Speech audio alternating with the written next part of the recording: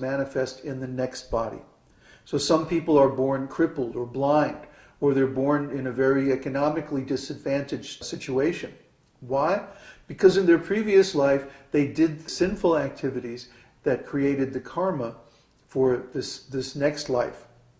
Similarly, other people are born into a rich family, or they have a very beautiful body, or they're born into a very nice situation with talents and intelligence and so many advantages. Why?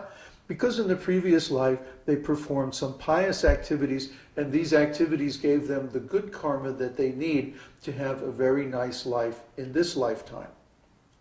This is what karma is all about. So material existence includes the body, the mind, the intelligence, and the false ego, which is the identity that's based on the bodily concept of life.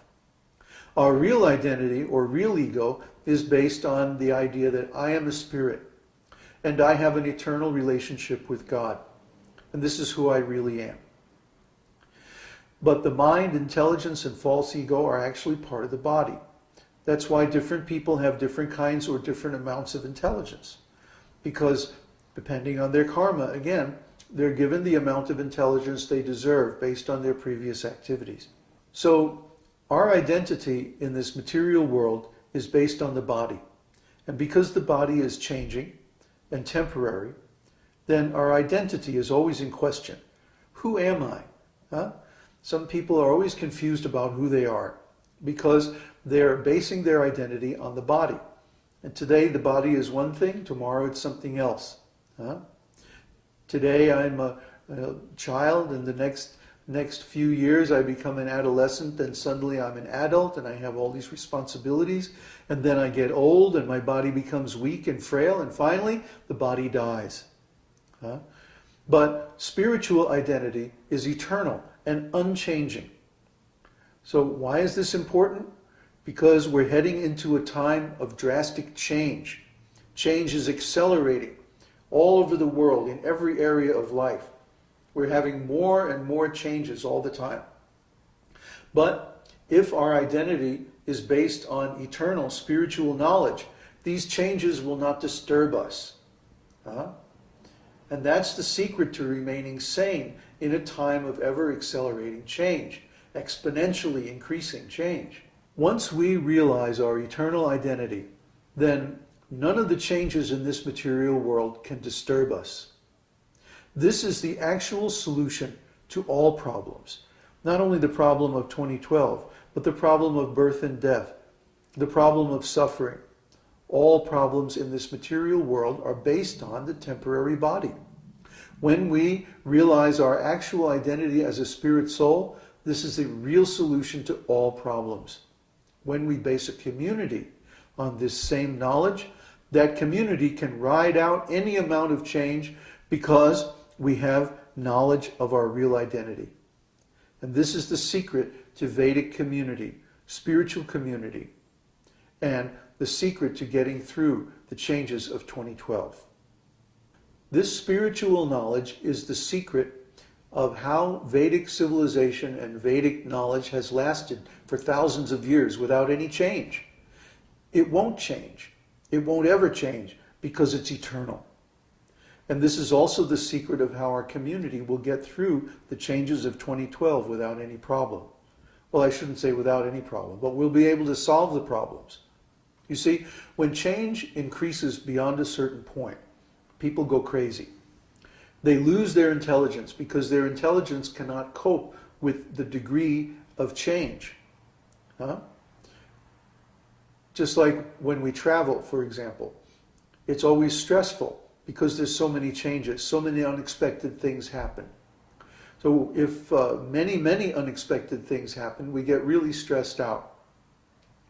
Imagine when the whole world is going through so many changes that nobody knows what's going to happen from one day to the next. For example, if you've been looking at the stock market at all, you know that today's market is more volatile than any market ever in history. Why is this? Because the level of change is increasing. Technology is also increasing. And because of this, it's becoming harder and harder, for example, to store data. Just a few years ago, you could store data on floppy disks. Now only hard disks, then CDs, then DVDs, and now Blu-ray. The innovation of technology is accelerating more and more. This is not going to stop. It's only going to increase. So how are we going to cope with this? How are we going to live in a world where new weapons, for example, are being invented every day based on advanced technology that didn't exist even a few years ago? How are we going to defend against them? How are we going to live in a world where economic conditions or political conditions are changing, or where social conditions are changing faster than we can adjust to them? This is going to drive a lot of people crazy. They're going to do self-destructive and other destructive things, and this is going to create chaos all over the world. Actually, it's already happening. It's just ramping up now. But this escalation of change is simply going to accelerate and increase more and more. Just like people have a problem dealing with increasing amounts of change, civilizations have the same problem. And because of this, the materialistic civilization is going to crash. It's going to go crazy. It's going to do things that are self-destructive, and it's going to ruin itself. So we're going to see at some point things start to crash, to disintegrate, stop working. And when that happens, people are going to freak out even more. So we can expect that at some point, when the degree of change exceeds normal human tolerance, that there's going to be great chaos. Not because of the things that are happening, but because of people's reaction to it. So in that way, the world is going to go through a time of real distress, real agony, real problems. And this is only due to the increased amount of change. But it doesn't matter how much change there is in the world. The absolute truth, the spiritual truth, the Vedic truth is always going to remain the same. So when we found a community based on those truths, that community can also remain stable, even in a time of great change. Our community is based on this absolute truth. So instead of centralization, which makes a weak point, we teach decentralization, which makes things strong. Instead of exploitation, which makes people weak, we teach service, which makes people strong.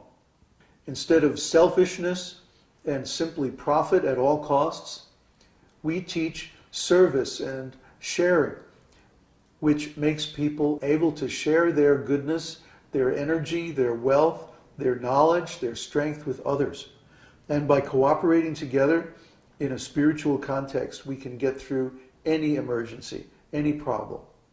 Real love means service. The materialistic idea of love is, let me try to gratify my senses by exploiting the beloved.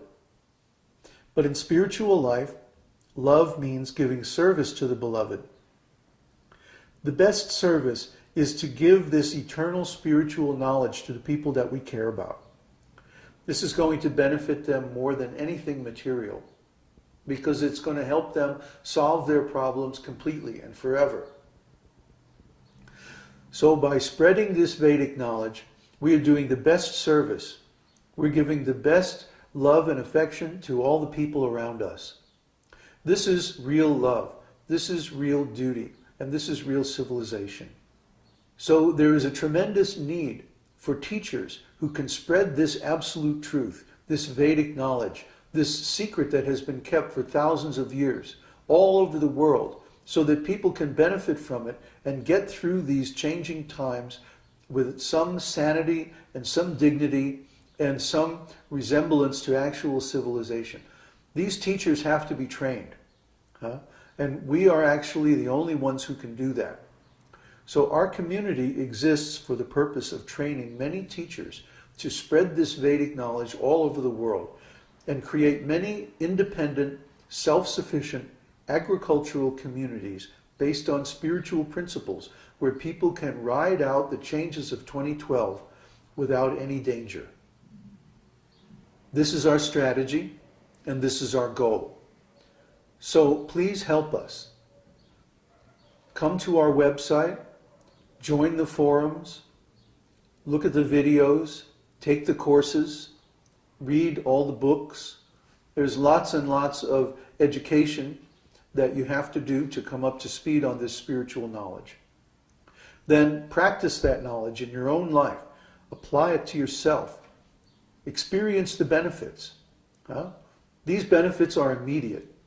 If you, for example, stop eating meat, you'll feel the benefits immediately. Within just a few days, your intelligence will clear up, your heart will become lighter and cleaner, you'll be less troubled by anger and lust, your ignorance will start to evaporate, and you'll start to really become a spiritual person.